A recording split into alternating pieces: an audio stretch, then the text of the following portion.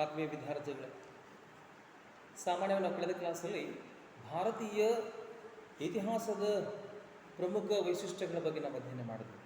ಲಾಸ್ಟ್ನೇ ನಾವು discuss the important the characteristics of Indian history ಅಂತ ಹೇಳಿ. Let today now we are discussing the another important the characteristics of Indian history. ಪ್ರಸ್ತುತ ಅವಧಿಯಲ್ಲಿ ಕೂಡ ಭಾರತೀಯ ಇತಿಹಾಸದ ಇತರ ವೈಶಿಷ್ಟ್ಯಗಳು ಎಂಥವು ಅಂತ ಹೇಳಿ ಅದು ನಾವು ಹೇಳ್ತೇವೆ. ಏನಪ್ಪ ಅಂತಂದರೆ ದ ಯುನಿಟಿ ಆ್ಯಂಡ್ ಡೈವರ್ಸಿಟಿ ಅಂತ ಹೇಳಿ. ಭಾರತದಲ್ಲಿ ವಿವಿಧತೆಯಲ್ಲಿ ಏಕತೆಯನ್ನು ನಾವು ಕಾಣ್ತೀವಿ. ಆ ವಿವಿಧತೆಯಲ್ಲಿ ಏಕತೆ ಎಂಥದ್ದು ಅದು ಯಾವುದು? The unity and diversity and another important way the characteristics of the Indian history ಅಂತ ಹೇಳಿ ಅದೆಲ್ಲ ಹೇಳ್ತೀವಿ. ಏನು, ಭಾರತ ವೈವಿಧ್ಯಮಯವಾಗಿರ್ತಕ್ಕಂಥ ಭೌಗೋಳಿಕ ಲಕ್ಷಣವನ್ನು ಹೊಂದಿರತಕ್ಕಂಥದ್ದು. The India was having the important the characteristics of the geographically ಅಂತ ಹೇಳಿ ಅದು ಯಾವುವು ಅದನ್ನು ಹೇಳ್ತೀವಿ ನಾವು. ಏನಪ್ಪ ಅಂದರೆ ಭಾರತದಲ್ಲಿ ಅತ್ಯಂತ ಒಂದು ತಂಪಾಗಿರ್ತಕ್ಕಂಥ ಸಿಯಾಚಿನ ಪ್ರದೇಶಗಳು ಇದ್ದಾವೆ. ಜೊತೆಗೆ ಏನಪ್ಪ ಅಂತಂದರೆ ರಾಜಸ್ಥಾನದಲ್ಲಿ ಕಂಡುಕೊಳ್ತಕ್ಕಂಥ ಉಷ್ಣ ಮರುಭೂಮಿಗಳು ಇದ್ದಾವೆ. ಹಾಗೂ ಹಿಮಾಚ್ಛತ್ತಾಗಿರ್ತಕ್ಕಂತಹ ಬಹುದೊಡ್ಡ ಭರತೆಗೆ ಒಂದು ಏನಪ್ಪ ಅಂತಂದರೆ ದ್ವಾರಬಾಗಿಲವಾಗಿರ್ತಕ್ಕಂಥ ಹೆಬ್ಬಾಗಿಲಾಗಿರ್ತಕ್ಕಂಥ ಒಂದು ಏನು ಹಿಮಾಲಯ ಪರ್ವತ ಪ್ರದೇಶಗಳು ಅದಾವೆ. ಆಮೇಲೆ ನಿತ್ಯ ಹರಿದ್ವರ್ಣ ಕಾಡುಗಳು ಭರತ ಭೂಮಿಯಲ್ಲಿ ಇರುವುದು. ಜೊತೆಗೆ ಎಲ್ಲಕ್ಕಿಂತ ಮಿಗಿಲಾಗಿ ವಿಶಾಲವಾಗಿರ್ತಕ್ಕಂಥ ಬಯಲು ಪ್ರದೇಶಗಳು ಹಾಗೂ ಪ್ರಸ್ಥಭೂಮಿಗಳು, ಕಡಲ ತೀರಗಳು, ಇವೆಲ್ಲವೂ ಏನಪ್ಪ ಅಂದರೆ ಭಾರತದ ಒಂದು ಭೌಗೋಳಿಕ ವೈವಿಧ್ಯತೆ ಲಕ್ಷಣಕ್ಕೆ ಒಂದು ಹೆಸರಾಗಿರ್ತಕ್ಕಂಥದ್ದು. ಹಾಗಾಗಿ ಅತ್ಯಂತ ತಂಪಾಗಿರ್ತಕ್ಕಂಥ ಸಿಯಾಚಿನ್ ಪ್ರದೇಶ, ಅತ್ಯಂತ ಉಷ್ಣ ಮರುಭೂಮಿಯಾಗಿರ್ತಕ್ಕಂಥ ರಾಜಸ್ಥಾನದ ಪ್ರದೇಶದಲ್ಲಿ ಹಿಮಾಲಯ ಪರ್ವತವಾಗಲಿ, ನಿತ್ಯ ಹರಿದ್ವರ್ಣ ಕಾಡುಗಳಾಗಲಿ, ವಿಶಾಲ ಬಯಲು ಪ್ರದೇಶ, ಪ್ರಸ್ಥಭೂಮಿಗಳು, ಕಡಲ ತೀರಗಳು ಭಾರತದ ಭೌಗೋಳಿಕವಾಗಿರ್ತಕ್ಕಂಥ ವೈವಿಧ್ಯತೆಗೆ ಹೆಸರಾಗಿರ್ತಕ್ಕಂಥದ್ದು. ಇವೆಲ್ಲವೂ ಜಾಗತಿಕ ಬರದ ಭೂಮಿಯನ್ನಷ್ಟೇ ಅಲ್ಲ, ಇವುಗಳ ಸಮ್ಮಿಲನ, ಇವುಗಳ ವೈವಿಧ್ಯತೆ ಜಗತ್ತಿಗೆ ಏನಪ್ಪ ಅಂತಂದರೆ ಅತ್ಯಂತ ಒಂದು ಭವಿಷ್ಯದಾಯಕವಾಗಿರ್ತಕ್ಕಂಥ ಸಸ್ಯರಾಶಿಗಳಿಗೆ, ಆಮೇಲೆ ಪ್ರಾಣಿಗಳಿಗೆ, ಜೀವ ಸಂಕುಲಕ್ಕೆ ಕೂಡ ಇವೆಲ್ಲವೂ ಏನಪ್ಪ ಅಂತಂದರೆ ಎಡೆ ಮಾಡಿಕೊಟ್ಟಿರ್ತಕ್ಕಂಥದ್ದು ಒಂದು ನಿಜ. ಹಾಗಾಗಿ ಭಾರತದ ಭೌಗೋಳಿಕ ಒಂದು ವೈಶಿಷ್ಟ್ಯತೆ ಜಾಗತಿಕ ವಿಶ್ವಕ್ಕೆ ಒಂದು ಮಾದರಿಯಾಗಿರ್ತಕ್ಕಂಥ ಕೊಡುಗೆ ಕೊಟ್ಟಿದ್ದು ಕೂಡ ಸತ್ಯ ಅಂತ ನಾವು ಹೇಳ್ಬೋದು. ಇನ್ನು ಜನಾಂಗೀಯವಾಗಿರ್ತಕ್ಕಂಥದ್ದು, ಆಮೇಲೆ ಭಾಷಾ ವೈವಿಧ್ಯತೆ, the race and the language diversity of the India. ಭಾರತದಲ್ಲಿ ಜನಾಂಗೀಯ ಭಾಷೆಗಳ ವೈವಿಧ್ಯತೆ ಏಕತೆಯನ್ನು ಕೂಡ ಭಾರತ ಹೊಂದಿರುವುದು ಭಾರತ ಭೂಮಿ ಇತಿಹಾಸದ ಒಂದು ಪ್ರಮುಖವಾಗಿರ್ತಕ್ಕಂಥ ಲಕ್ಷಣ ಅಂತೇಳಿ. ಅದರ ವಿಚಾರವಾಗಿ ದ ದ್ರಾವಿಡಿಯನ್ ಆಗಲಿ, ದ ನಿಗ್ರೋ ಆಗಲಿ, ದ ಮಂಗೋಲನ್ ಆಗಲಿ, ಅಲ್ಪೈನ್ ಆಗಲಿ, ದೀಸ್ ಆರ್ ನಾವ್ living on the India. Bharat ಭೂಮಿಯಲ್ಲಿ ದ್ರಾವಿಡ ಜನಾಂಗವಾಗಲಿ, ನಿಗ್ರೋ ಜನಾಂಗವಾಗಲಿ, ಮಂಗೋಲಿಯನ್ ಆಗಲಿ, ಅಲ್ಪೈನ್ ಜನಾಂಗವಾಗಲಿ, ಇನ್ನೂ ಇತರವಾಗಿರತಕ್ಕಂಥ ಜನಾಂಗ ಕೂಡ ಭಾರತ ಭೂಮಿಯಲ್ಲಿ ವಾಸವಾಗಿರೋದು ಕೂಡ ನಮಗೆ ಒಂದು ವಿಶೇಷವಾಗಿರ್ತಕ್ಕಂಥ ಒಂದು ವಿವಿಧತೆಗೆ ಕಾರಣೀಕರ್ತವಾಗಿದೆ. ಇನ್ನು ಇವರೆಲ್ಲರ ಆಡ್ತಕ್ಕಂಥ ಭಾಷೆ ಆಗಲಿ, ಇವರ ಒಂದು ಜನಾಂಗೀಯ ಪರಂಪರಾಗತವಾಗಿರ್ತಕ್ಕಂಥ ಏನಪ್ಪ ಅಂದರೆ ವ್ಯವಸ್ಥೆಗಳಾಗಲಿ, ಇವು ಕೂಡ ಭಾರತ ಭೂಮಿಯಲ್ಲಿ ಒಂದು ವೈವಿಧ್ಯತೆ ಏಕತೆ ಹೊಂದಿರತಕ್ಕಂಥದ್ದು ಒಂದು ವಿಶೇಷತೆ. ಹಾಗಾಗಿ ಭಾರತ ಭೂಮಿಯಲ್ಲಿ ಸುಮಾರು ಇಲ್ಲಿವರೆಗೆ 1600 ಅತ್ಯಧಿಕವಾಗಿರ್ತಕ್ಕಂಥ ಭಾಷೆಗಳು ಬಳಕೆಯಾಗೋದು ಕೂಡ ಅಷ್ಟೇ ಸತ್ಯ. ಇವುಗಳು ಇವತ್ತಿಗೆ ಕೂಡ ಏನಪ್ಪ ಅಂತಂದರೆ ಕೆಲವು ಕಡೆ ಆಡು ಭಾಷೆಗಳಾಗಿ ಕೂಡ ಹೊರಬಂದಿವೆ. ಹಾಗಾಗಿ ಭಾರತ ಭೂಮಿಯ ವಿವಿಧತೆಯ ಏಕತೆಯಲ್ಲಿ ಜನಾಂಗೀಯ ಮತ್ತು ಭಾಷಾ ವೈವಿಧ್ಯ ಕೂಡ ಒಂದು ವಿಶೇಷತೆ. ಹಾಗಾಗಿ ಇವೆಲ್ಲಕ್ಕಿಂತಲೂ ಅಧಿಕವಾಗಿರ್ತಕ್ಕಂಥದ್ದು ಏನದು ಅದು ಯಾವುದಪ್ಪ ಅಂತಂದರೆ ಭಾರತ ಭೂಮಿಯಲ್ಲಿ ಇರತಕ್ಕಂಥ ಧರ್ಮಗಳು ಸುಮಾರು 4 ಧರ್ಮಗಳು, ಹಿಂದೂ ಆಗಲಿ, ಬೌದ್ಧ ಧರ್ಮವಾಗಲಿ, ಜೈನ ಧರ್ಮವಾಗಲಿ, ಸಿಖ್ ಧರ್ಮವಾಗಲಿ, ಪಾರ್ಸಿ ಧರ್ಮಗಳಾಗಲಿ, ಇವುಗಳ ಜೊತೆಗೆ ಏನಪ್ಪ ಅಂತಂದರೆ ಇಸ್ಲಾಂ ಧರ್ಮ, ಕ್ರಿಶ್ಚಿಯನ್ ಧರ್ಮ, ಯಹೂದಿ ಧರ್ಮಗಳು ಕೂಡ ಭಾರತ ಭೂಮಿಯಲ್ಲಿ ತನ್ನದೇ ಆಗಿರ್ತಕ್ಕಂಥ ಒಂದು ಸಹಬಾಳ್ವೆಯ ಒಂದು ಸಾಮರಸ್ಯದ ಒಂದು ವ್ಯವಸ್ಥೆಗೆ ಅನುಕೂಲವಾಗಿರ್ತಕ್ಕಂಥ ಧರ್ಮಗಳ ಆಚರಣೆ ಕೂಡ ಭಾರತ ಭೂಮಿಯಲ್ಲಿ ಇರುವುದು ಭಾರತ ಇತಿಹಾಸಕ್ಕೆ ಒಂದು ಬಹುದೊಡ್ಡವಾಗಿರ್ತಕ್ಕಂಥ ಕೊಡುಗೆ ಅಂತ ನಾವು ಹೇಳ್ಬೋದು. ಇನ್ನು ಭಾರತ ಭೂಮಿ ಇತಿಹಾಸದಲ್ಲಿ ಒಂದು ಭಾರತ ಇತಿಹಾಸಕ್ಕೆ ಒಂದು ಅದ್ದೂರಿಯಾಗಿರ್ತಕ್ಕಂಥ ಇನ್ನೊಂದು ಬಹುಮತ ಏನಪ್ಪ ಅಂತಂದ್ರೆ ಘೋಷಿಸುತ್ತೆ. ಅದು ಯಾವುದಪ್ಪ ಅಂತಂದ್ರೆ ಸಾಮಾಜಿಕ ಆಮೇಲೆ ಧಾರ್ಮಿಕ ವೈವಿಧ್ಯತೆ, the social and the religious unity on Indian history ಅಂತ ಹೇಳಿ. ಅದು ಹೇಗೆ? ಬರದ ಭೂಮಿ ಜಾತಿ, ಅನೇಕ ಜಾತಿಗಳ, ಧರ್ಮಗಳ, ಪಂಥಗಳ, ಭಾಷೆಗಳ ಜೊತೆಗೆ ಒಂದು ಜನಾಂಗೀಯ ಪ್ರಭೇದಗಳನ್ನು ಹೊಂದಿರತಕ್ಕಂಥ ಜಗತ್ತಿನ ಏಕೈಕ ರಾಷ್ಟ್ರವೆಂದರೆ ಅದು ಭಾರತ ಅಂತ. ಹಾಗಾಗಿ ಇಂಥ ಭಾರತದ ಇವೆಲ್ಲರನ್ನು ಹೊಂದಿರತಕ್ಕಂಥ ಸಾಮಾಜಿಕ ವ್ಯವಸ್ಥೆ ಏನಿದೆಯಲ್ಲ, ಅದೊಂದು ಏನಪ್ಪ ಅಂದ್ರೆ ಭಾರತ ಭೂಮಿಯಲ್ಲಿ ವಸ್ತುಗಳ ಸಂಗ್ರಹಾಲಯವಾಗಿದೆ. India was having the one of the great the social system and the museum of the Indian history, like for the caste system ಆಗಲಿ, the religious, the streets and the language ಆಗಲಿ, the race peoples ಆಗಲಿ, they are living of India, they are talking their tradition and they are having to some the system of the system. ನಾವು ಹೊಂದಿರತಕ್ಕಂಥ ಒಂದು ಸಾಮಾಜಿಕ ವ್ಯವಸ್ಥೆಗಳಲ್ಲಿ ಅವರ ಭಾಷೆಗಳಾಗಲಿ, ಅವರ ಆಚರಣೆಗಳಾಗಲಿ, ಅವರ ಉಡುಗೆ ತೊಡುಗೆಗಳಾಗಲಿ, ಇವೆಲ್ಲವೂ ಭರತ ಭೂಮಿಯಲ್ಲಿ ಏನಪ್ಪ ಅಂತಂದರೆ ಒಂದು ವಿಶೇಷವಾಗಿರ್ತಕ್ಕಂಥ ವೈವಿಧ್ಯತೆ ಭರತ ಭೂಮಿ ಇತಿಹಾಸಕ್ಕೆ ಒಂದು ಕೊಡುಗೆಯಾಗಿದೆ ಅಂತ ಹೇಳ್ತೀವಿ. ಅದರಲ್ಲಿ ಒಂದು ಅವ್ರು ಹೊಂದಿರತಕ್ಕಂಥ ಬಟ್ಟೆಗಳಾಗಲಿ, ಆಮೇಲೆ ಏನು ಅವರು ಸೇವಿಸ್ತಕ್ಕಂಥ ಆಹಾರಗಳಾಗಲಿ, ಆಮೇಲೆ ಅವರು ಹೊಂದಿರತಕ್ಕಂಥ ಏನಪ್ಪ ಅಂತಂದ್ರೆ ಪರಂಪರೆ, ರೂಢಿ, ಸಂಪ್ರದಾಯಗಳಾಗಲಿ, ಇವು ಸಹಿತ ಏನಪ್ಪ ಅಂದರೆ ಭರತ ಭೂಮಿ ಇತಿಹಾಸದ ಒಂದು ಇತಿಹಾಸಕ್ಕೆ ಸಂಬಂಧಪಟ್ಟದ್ದು. ಇನ್ನು ಭರತ ಭೂಮಿಯ ಸಮಾಜದಲ್ಲಿ ನಾವು ಮಾತೃಪ್ರಧಾನ ಕುಟುಂಬವನ್ನು ಕಾಣ್ತೀವಿ, ಪಿತೃಪ್ರಧಾನ ಕುಟುಂಬವನ್ನು ಕಾಣ್ತೀವಿ, ಹೌದಾ, ಏಕಪತಿತ್ವವನ್ನು ಕಾಣ್ತೀವಿ, ಹೌದಾ, ದ್ವಿಪತಿತ್ವವನ್ನು ಕಾಣ್ತೀವಿ, ಬಹುಪತಿತ್ವ ಅಂತ ಕೂಡ ಕಾಣ್ತೀವಿ. ಈ ಅಂಥ ಸಮಾಜದ ಕುಟುಂಬ ಪದ್ಧತಿಗಳು ಸಹಿತ ಭರತ ಭೂಮಿಯಲ್ಲಿ ಇರುವುದು ಕೂಡ ಒಂದು ವಿಶೇಷತೆ.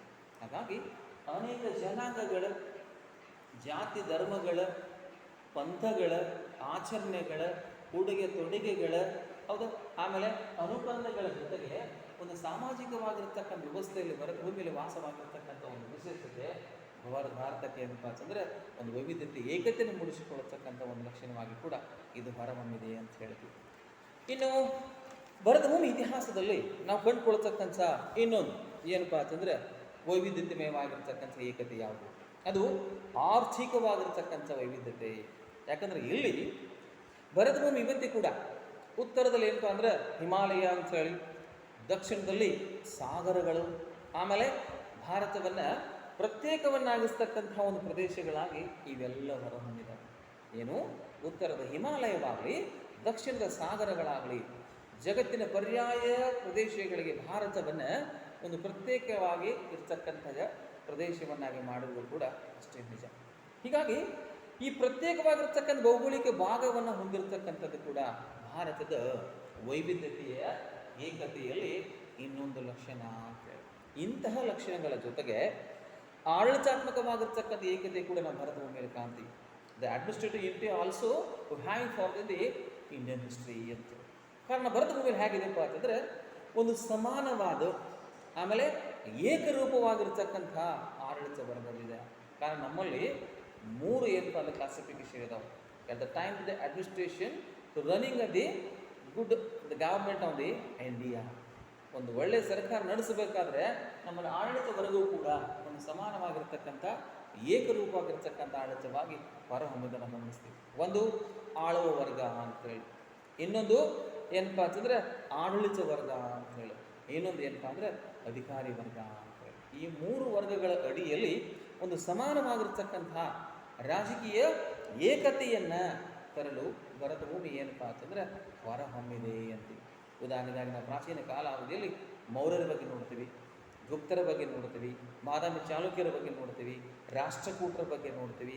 ಜೊತೆಗೆ ಏನಪ್ಪ ಅಂತಂದರೆ ಕುಶಾಣರಾಗಲಿ, ವರ್ಧನರಾಗಲಿ, ಅಷ್ಟೇ ಯಾಕೆ ಮಧ್ಯಕಾಲ ಭರತ ಭೂಮಿ ಇತಿಹಾಸದಲ್ಲಿ ನಾವು ಮೊಘಲರು ಹಿಡ್ಕೊಂಡು ಮರಾಠರ ಕಾಲಾವಧಿವರೆಗೂ ಈ ಎಲ್ಲ ರಾಜ್ಯದ ಪ್ರದೇಶಗಳನ್ನು ವಿಸ್ತರಿಸುವುದಾಗಲಿ ನಾವು ಹೇಳ್ತೀವಿ. ನಾವು they are trying to the maintain the political unity on the Indian history ಅಂತ. Like Vardhan dynasty, Chalukya dynasty, Chhatrapati Shivaji, the Maratha, the Mughal empire, Akbar and the Babur, the Humayun. ಇವ್ರ ಜೊತೆಗೆ ಏನಪ್ಪ ಅಂತಂದರೆ Gupta empire in India, the Rashtrakuta and Chalukya dynasty. ನಾವು they are maintain the very the political unity on the Indian history. ಆ ಕಾಲಾವಧಿಯಲ್ಲಿ ಎಲ್ಲ ರಾಜ್ಯ ಮನೆತನಗಳು ಒಂದು ರಾಜಕೀಯ ಏಕತೆಯನ್ನು ಕಾಪಾಡಲಿಕ್ಕೆ ಅವರು ಮಾಡಿಕೊಡ್ತಕ್ಕಂಥ ಒಂದು ಬಹುದೊಡ್ಡ ಉದಾಹರಣೆಯನ್ನು ಕೂಡ ನಾವು ಗಮನಿಸ್ತಾ ಇದ್ದೀವಿ. ಹೀಗಾಗಿ ಬರದ ಭೂಮಿ ಇತಿಹಾಸದ ಒಂದು ವೈಶಿಷ್ಟ್ಯ ಲಕ್ಷಣಗಳಲ್ಲಿ ಆಡಳಿತಾತ್ಮಕ ಏಕತೆಯನ್ನು ಕೂಡ ನಾವು ಕಾಣ್ತೀವಿ. ಇನ್ನು ಸಹಜವಾಗಿ ನಾವೇನಪ್ಪ ಅಂತಂದ್ರೆ ಏಕರೂಪವಾಗಿರ್ತಕ್ಕಂಥ ಶಿಕ್ಷಣ, the one education system and the literacy, it is one of the important, the main characteristic of the Indian history ಅಂತ ಹೇಳಿ. ಒಂದು ಏಕರೂಪದ ಶಿಕ್ಷಣ, ಆಮೇಲೆ ಏಕರೂಪದ ಸಾಹಿತ್ಯ ಬರದ ಭೂಮಿ ಇತಿಹಾಸದ ಒಂದು ಬಹುದೊಡ್ಡವಾಗಿರ್ತಕ್ಕಂಥ ಕಾಣಿಕೆ ಅಂತ ಹೇಳಿ. ಆರಂಭದಲ್ಲಿ ಸಂಸ್ಕೃತ ಭಾಷೆ, the language of the Sanskrit, it is starting on the early to India. ಆರಂಭದಲ್ಲಿ ಏನಪ್ಪ ಅಂದರೆ ಬರದ ಭೂಮಿ ಇತಿಹಾಸದಲ್ಲಿ ಸಂಸ್ಕೃತ ಭಾಷೆ ಅನ್ನೋದು ಏನಪ್ಪ ಅಂತಂದರೆ ಆರಂಭದಲ್ಲಿ ಬಳಕೆಯಾಗಿತ್ತು.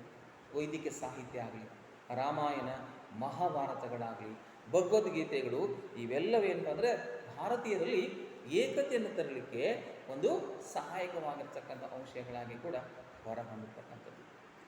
ಇನ್ನು ಈ ಸಂಸ್ಕೃತದ ನಂತರ ಕಾಲಾವಧಿಯಲ್ಲಿ ಈ ಸಂಸ್ಕೃತ ಭಾಷೆ ವಿವಿಧ ಭಾಷೆಗಳನ್ನು ಒಂದು ಸಂಪರ್ಕದ ಭಾಷೆಗಳಾಗಿ ಇದು ಬೆಳಲಿಕ್ಕೆ ಪ್ರಾರಂಭವಾಯಿತು.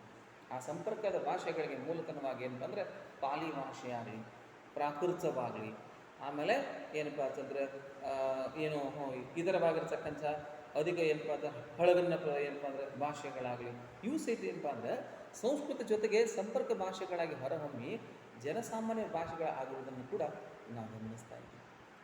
ಆಮೇಲೆ ಮಧ್ಯಕಾಲ ಭಾರತ ಭೂಮಿ ಇತಿಹಾಸದಲ್ಲಿ as a middle India, the rising of the Islam, ಇಲ್ಲಿ ಕೂಡ ಏನಪ್ಪ ಅಂತಂದರೆ ಮಧ್ಯಕಾಲ ಭಾರತ ಭೂಮಿ ಇತಿಹಾಸದಲ್ಲಿ ಪರ್ಷಿಯನ್ ಭಾಷೆ, the language also the rising on the middle India ಅಂತ. ಆ ಮಧ್ಯಕಾಲಾವಧಿಯಲ್ಲಿ ಪರ್ಷಿಯನ್ ಭಾಷೆ ಕೂಡ ಬೆಳಕಿಗೆ ಬಂದಿದ್ದನ್ನು ನಾವು ಕಾಣ್ತೀವಿ. ಅದು ಕೂಡ ಏನಪ್ಪ ಅಂದರೆ ಆ ಕಾಲಾವಧಿಯಲ್ಲಿ ಪ್ರಮುಖ ಪಾತ್ರವನ್ನು ವಹಿಸಿದ್ದೆ ಅಂತ ಕೂಡ ನಾವು ಹೇಳ್ತೀವಿ. ಇನ್ನು ನಂತರ ಕಾಲಾವಧಿಯಲ್ಲಿ ಬ್ರಿಟಿಷರು ತಮ್ಮ ಆಡಳಿತದ ಅವಧಿಯಲ್ಲಿ ಇಂಗ್ಲೀಷನ್ನು ಅವರು ಕೂಡ ಏನಪ್ಪ ಅಂತಂದರೆ ಒಂದು ಪ್ರಮುಖ ಭಾಷೆ ಜೊತೆಗಿನ ಸಂಪರ್ಕ ಭಾಷೆಗೆ ಭಾರತ ಭೂಮಿಯಲ್ಲಿ ಹಾಸುಹೊಕ್ಕಾಗಿರತಕ್ಕಂಥ ತಮ್ಮದೇ ಆಗಿರುವ ಒಂದು ವೈವಿಧ್ಯತೆಯನ್ನು ಅವರು ಬೆಳೆಸಲಿಕ್ಕೆ ಏನಪ್ಪ ಪ್ರಯತ್ನ ಪಟ್ಟದ್ದನ್ನು ನಾವು ಗಮನಿಸ್ತೀವಿ. ಇನ್ನು ಅವರ ನಂತರ ಕಾಲಾವಧಿಯಲ್ಲಿ ಇಂಗ್ಲೀಷ್ ಭಾಷೆಗೆ ಏನಪ್ಪ ಅಂತಂದರೆ ಸ್ವತಂತ್ರ ನಂತರದಲ್ಲಿ Hindi language also after the independence, ಸ್ವತಂತ್ರ ಆದ ನಂತರದಲ್ಲಿ ಹಿಂದಿ ಭಾಷೆ ಕೂಡ ಭಾರತ ಭೂಮಿಯಲ್ಲಿ ಒಂದು ಪ್ರಮುಖ ಪಾತ್ರವನ್ನು ವಹಿಸಿತ್ತು. ಇನ್ನು ಇಸ್ಲಾಮಿಕ್ ಮತ್ತು ಬ್ರಿಟಿಷರ ಕಾಲಾವಧಿಯಲ್ಲಿ at the time to the Islam ruler and also the British empire in India, the Persian ಆಗಲಿ, ಹಿಂದಿ ಆಗಲಿ, ಆಮೇಲೆ ಇಂಗ್ಲೀಷ್ ಆಗಲಿ, ಈ ಮೂರು ಭಾಷೆಗಳು ಸ್ವತಂತ್ರ ನಂತರ ಕಾಲಾವಧಿಯಲ್ಲಿ ಆಳತಾತ್ಮಕವಾಗಿರ್ತಕ್ಕಂಥ ಸಮ್ಮಿಶ್ರ ಸಂಸ್ಕೃತಿಯನ್ನು ಭಾರತ ಭೂಮಿಯಲ್ಲಿ ಏನಪ್ಪ ಅಂದರೆ ಬೆಳೆಸಿರ್ತಕ್ಕಂಥದ್ದು ಒಂದು ವಿಶೇಷ. ಹಾಗಾಗಿ ಇವೆಲ್ಲವನ್ನ ಸಹನೆಯಿಂದ ಆಮೇಲೆ ಸಹಬಾಳ್ವೆಯನ್ನು ಭಾರತ ಭೂಮಿಯಲ್ಲಿ ಬೆಳೆಸಿದ್ದು ಕೂಡ ಇವತ್ತಿಗೂ ಕೂಡ ಸತ್ಯ. ಹಾಗಾಗಿ ಭಾಷೆಗಳಾಗಲಿ, ಜನಾಂಗವಾಗಲಿ, ಜೊತೆಗೆ ಏನಪ್ಪ ಅಂತಂದರೆ ಒಂದು ಶಿಕ್ಷಣ ಸಾಹಿತ್ಯದ ಮೂಲಕ ಕೂಡ ಭಾರತ ಭೂಮಿಯಲ್ಲಿ ನಾವು ಏನಪ್ಪ ಅಂತಂದರೆ ಏಕತೆಯನ್ನು ಕಾಣ್ತೀವಿ. ವೈವಿಧ್ಯತೆಯ ಏಕತೆಯನ್ನು ಕಾಣಲಿಕ್ಕೆ ಏನಪ್ಪ ಅಂದರೆ ನಾವು ಪ್ರಯತ್ನ ಇದ್ದೀವಿ. ಹೌದಾ? ಇನ್ನು ಭಾರತ ಭೂಮಿ ಇತಿಹಾಸದಲ್ಲಿ ನಾವು ಕಂಡುಕೊಳ್ತಕ್ಕಂಥ ಇನ್ನೊಂದು ಬಹುದೊಡ್ಡವಾಗಿರ್ತಕ್ಕಂಥ ಲಕ್ಷಣ ಅದು ಯಾವುದಪ್ಪ ಅಂದರೆ ಧಾರ್ಮಿಕ ಮತ್ತು ಸಾಮಾಜಿಕ ಆಚರಣೆಗಳು, the celebration of the religious and the social activities. ಒಂದು ಧಾರ್ಮಿಕ ಮತ್ತು ಸಾಮಾಜಿಕ ಚಟುವಟಿಕೆಗಳ ಆಚರಣೆಗಳು ಕೂಡ ಭಾರತ ಭೂಮಿಯಲ್ಲಿ ವೈವಿಧ್ಯತೆ ಏಕತೆಯನ್ನು ತರಲಿಕ್ಕೆ ಏನಪ್ಪ ಅಂದರೆ ಪ್ರಯತ್ನಿಸುವುದನ್ನು ನಾವು ಗಮನಿಸ್ತೀವಿ. ಅಂಥದ್ರಲ್ಲಿ ಏನಪ್ಪ ಅಂತಂದರೆ ಭಾರತ ಭೂಮಿ ಅನೇಕ ಧರ್ಮ ಜಾತಿಗಳನ್ನು, ಪಂಥಗಳನ್ನು, ಪಂಗಡಗಳನ್ನು ಹೊಂದಿಕೊಂಡು ಒಂದು ಸೌಹಾರ್ದಯುತವಾಗಿರ್ತಕ್ಕಂಥ ಜೀವನವನ್ನು ನಡೆಸುವುದು ಕೂಡ ನಾವು ಕಾಣ್ತೀವಿ. ಎಲ್ಲ ಧರ್ಮಗಳ ಆಚರಣೆ ಮಾಡ್ತೀವಿ, ಸಂಪ್ರದಾಯಗಳ ಅನುಕರಣ ಮಾಡ್ತೀವಿ, ಉಡುಗೆ ತೊಡುಗೆಗಳನ್ನು ಕೂಡ ನಾವು ಹಾಕ್ತೀವಿ. ಜೊತೆಗೆ ಏನಪ್ಪ ಅಂದರೆ ನಾವು ಸೇವಿಸ್ತಕ್ಕಂಥ ಆಹಾರ ಪದ್ಧತಿಗಳಲ್ಲಿ ಕೂಡ ನಾವೇನು ಮಾಡ್ತೀವಿ, ರುಚಿಕಟ್ಟಾಗಿರ್ತಕ್ಕಂಥದ್ದು, ಅದು ಯಾವುದೇ ಜನಾಂಗಕ್ಕೆ ಸಂಬಂಧಪಟ್ಟಿರಲಿ, ಯಾವುದೇ ಧರ್ಮಕ್ಕೆ ಸಂಬಂಧಪಟ್ಟಿರಲಿ, ಅದನ್ನು ಕೂಡ ನಾವು ಸೇವನೆ ಮಾಡಿ ನಮ್ಮಲ್ಲಿ ಒಂದು ಸಹನಾತ್ಮಕವಾಗಿರ್ತಕ್ಕಂಥ ಸಹಬಾಳ್ವೆಯ ಜೀವನವನ್ನು ನಡೆಸ್ತಕ್ಕಂಥ ಒಂದು ಸಾರ್ಥಕ ಬದುಕು ಭಾರತೀಯರಲ್ಲಿ ಹಾಸುಹೊಕ್ಕಾಗಿರ್ತಕ್ಕಂಥದ್ದು. ಹಾಗಾಗಿ ಈ ವೈವಿಧ್ಯತೆಯ ಏಕತೆಯನ್ನು ಗಮನಿಸಿ ಭಾರತೀಯ ಧಾರ್ಮಿಕ ಮತ್ತು ಆಚರಣೆಗಳು ಒಂದು ಸಹಭೋಜನವನ್ನು ಕೂಡ ನಮ್ಮಲ್ಲಿ ಏನಪ್ಪ ಅಂತಂದರೆ ಬೆರೆಸಿದ್ದು ಕೂಡ ಈ ಏಕತೆಗೆ ಏನಪ್ಪ ಅಂದರೆ ಕಾರಣೀಕರ್ತವಾಗಿದೆ. ಹಾಗಾಗಿ ಭಾರತದ ಇತಿಹಾಸದ ಪ್ರಮುಖ ಲಕ್ಷಣಗಳನ್ನು ಎಷ್ಟಾಗಿ ಏನಪ್ಪ ಅಂತಂದರೆ ಇವುಗಳನ್ನು ಬರೀಬೇಕಾಗುತ್ತೆ. ಏನು ವಿವಿಧತೆಯಲ್ಲಿ ಏಕತೆ ಅನ್ನೋದು ಭರತಭೂಮಿ ಇತಿಹಾಸದ ಒಂದು ಲಕ್ಷಣ. Explain the unity and the diversity of the Indian history ಅಂತ. ಭರತಭೂಮಿ ಇತಿಹಾಸದಲ್ಲಿ ವಿವಿಧತೆಯಲ್ಲಿ ಏಕತೆ ಎನ್ನುವುದನ್ನು ನೀವು ವಿವರಿಸಿರಿ. ನಾವು ಹೇಗೆ ಏನಪ್ಪ ಅಂದರೆ ವಿವಿಧತೆಗಳನ್ನು ಎಲ್ಲವನ್ನು ಹೊಂದಿಕೊಂಡು ನಾವು ಏಕತೆಯಿಂದ ಅಣಲಿಕ್ಕೆ ನೀವು ಉದಾಹರಣಾತ್ಮಕವಾಗಿರ್ತಕ್ಕಂಥ ಅಂಶಗಳನ್ನು ಬರ್ಕೊಂಡು ಏನು ಬಂದು 10 ಅಂಕದ ಪ್ರಶ್ನೆಗಳು ತಾವೇನಪ್ಪ ಅಂದರೆ ರೆಡಿ ಆಗಬೇಕು. കാരണം ಇಲ್ಲಿ ಕೇಳ್ತಾರೆ ಏನು ಭರತಭೂಮಿ ಒಂದು ಭೌಗೋಳಿಕವಾಗಿ ಕೂಡ ವೈವಿಧ್ಯತೆಯನ್ನು ಹೊಂದಿದ್ರೂ ಸಹಿತ ಅನೇಕ ಏನಪ್ಪ ಅಂದರೆ ಸಸ್ಯ ರಾಶಿಗಳಿಗೆ, ಪ್ರಾಣಿ ರಾಶಿಗಳಿಗೆ, ಜೀವ ಸಂಕುಲಕ್ಕೆ ಅನುಕೂಲ ಮಾಡಿಕೊಟ್ಟಿರ್ತಕ್ಕಂಥದ್ದು. ಇಲ್ಲಿ ಉಷ್ಣ ಮರುಭೂಮಿಗಳದಾವ, ಹೌದಾ, ನಿತ್ಯ ಹರಿದ್ವರ್ಣಗಳು ಅದಾವ, ಬಯಲು ಪ್ರದೇಶಗಳದಾವ, ಹೌದಾ, ಅತ್ಯಂತ ಏನಪ್ಪ ಫಲವತ್ತಾಗಿರ್ತಕ್ಕಂಥ ಪ್ರದೇಶಗಳು ಅದಾವ. ಆದರೂ ಸಹಿತ ಇಲ್ಲಿ ವಾಸ ಮಾಡಿರ್ತಕ್ಕಂಥ ಜನಾಂಗಕ್ಕೆ, ಹೌದಾ, ಒಂದು ಏನು ಸರಳವಾದ ಅಷ್ಟೇ ಏನಪ್ಪ ಸಂಪತ್ಭರಿತವಾಗಿರ್ತಕ್ಕಂಥ ಜೀವನ ಕೊಡಿಸ್ಲಿಕ್ಕೆ ಸಹಾಯಕವಾಗಿರೋದು ಕೂಡ ಒಂದು ಸತ್ಯ ಅಂತ ನೀವು ಬರೀಬೇಕು. ಎರಡನೇದಾಗಿ ಏನಪ್ಪ ಅಂತಂದರೆ ಜನಾಂಗೀಯ ಭಾಷೆ ಮತ್ತು ವೈವಿಧ್ಯತೆ ಭಾರತ ಕೂಡ ಒಂದು ಹೆಸರುವಾಸಿಯಾಗಿರ್ತಕ್ಕಂಥದ್ದು.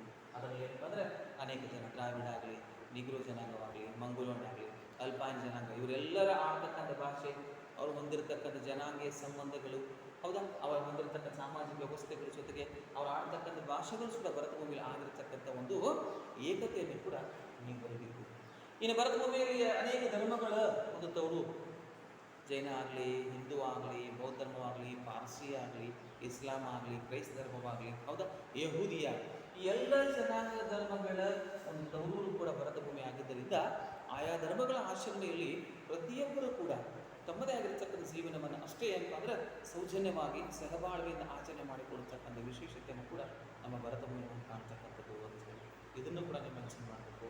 ಏನು ಭರತಭೂಮಿಯಲ್ಲಿ ಸಾಮಾಜಿಕ ಅನ್ಯೂನ್ಯತೆ, ಯಾವುದೇ ಪಿತೃಪ್ರಧಾನ ಕುಟುಂಬವಾಗಲಿ, ಮಾತೃಪ್ರಧಾನ ಕುಟುಂಬವಾಗಲಿ, ಬಹುಪತ್ನಿತ್ವ ಅಂಥೇಳಿ, ಬಹುಪತಿತ್ವ ಅಂಥೇಳಿ ಇವೆಲ್ಲವೂ ನಮ್ಮ ಸಮಾಜದಲ್ಲಿ ಆದರೂ ಸಹಿತ ಏನಪ್ಪ ಅಂದರೆ ನಾವು ಹೊಂದಿಕೊಂಡು ಏನಪ್ಪ ಅಂತಂದರೆ ಅವುಗಳನ್ನು ಅಳವಡಿಸಿ ಒಟ್ಟು ಬದುಕನ್ನು ಸಾಧಿಸ್ತಕ್ಕಂಥ ಏಕತೆಯ ಒಂದು ರೂಪೋಸಿತ ಭರತಭೂಮಿ ಕಾಣ್ತೀವಿ, ಹೌದು.